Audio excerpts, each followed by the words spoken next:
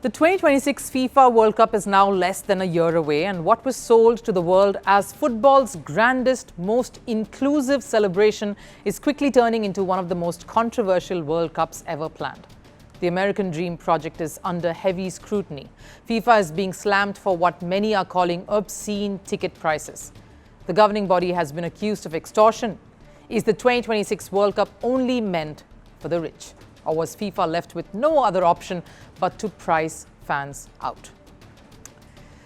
Now, ever since the 2026 World Cup was announced, there have been only growing concerns around it. First, it was, of course, the United States' strict visa policies, threatening to keep thousands of genuine fans out of the country altogether. Now it's the tickets, because once the draw was completed and fixtures all confirmed, only one thing truly mattered for fans all across the globe: how can we enter the stadium? And can we truly afford it? When FIFA released the ticket prices last week, the shock was instant and widespread. A group stage match could cost you up to $700. And the World Cup final, hold your breath, anywhere between $4,000 to nearly $9,000. Let that sink in. That's more than 3 times the cost of tickets that was at Qatar 2022, just some years ago. In fact, for fans from countries like Ghana, Nigeria, Bangladesh or Nepal, our neighbors, that price is more than a month's income. So yes, if you want to watch the World Cup live in 2026, you better be ready to dig into your life savings for that. And that's exactly why the outrage is only intensifying. They're outrageously expensive. This guy would love to go, but unfortunately, us working class can't afford it. I know they're a lot more than World Cups past, which I know has turned off me and a lot of my friends from at least in the first couple rounds here of tickets. We've foregone getting any, kind of hoping maybe closer to the games that they fall off in price. I think they're pretty insane, honestly. I've been a long-time soccer fan, been watching since I was a kid.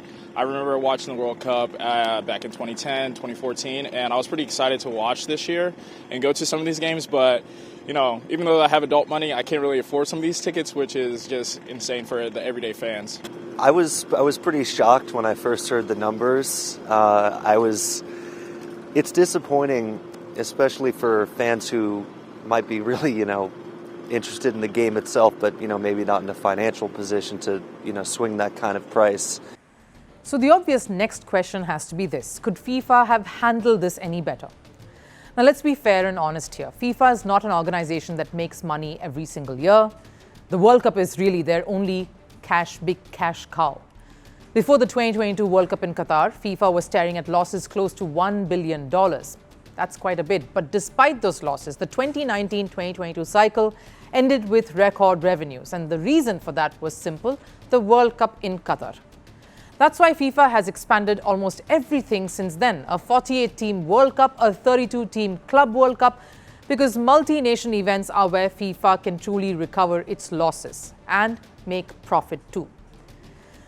Money keeps the machine running, but here's where FIFA's biggest failure lies. It's in branding and lack of transparency. For months, FIFA marketed the 2026 edition as the World Cup for all.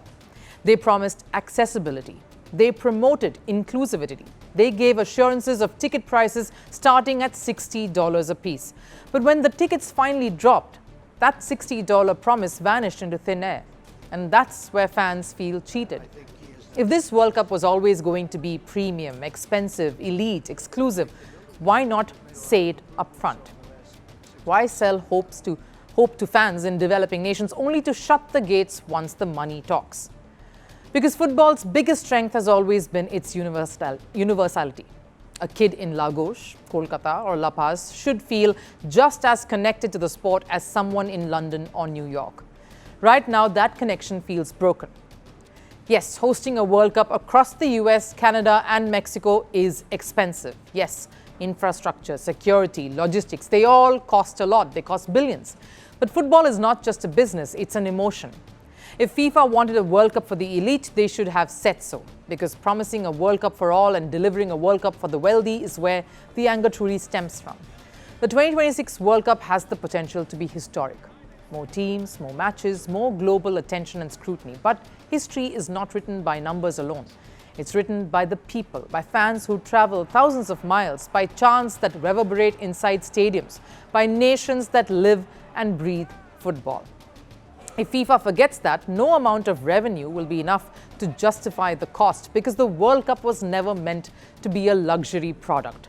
It was meant to be football's greatest festival. And right now, far too many fans are being left outside the gates. They promised glory. They delivered fear. They shaped nations. They scarred generations.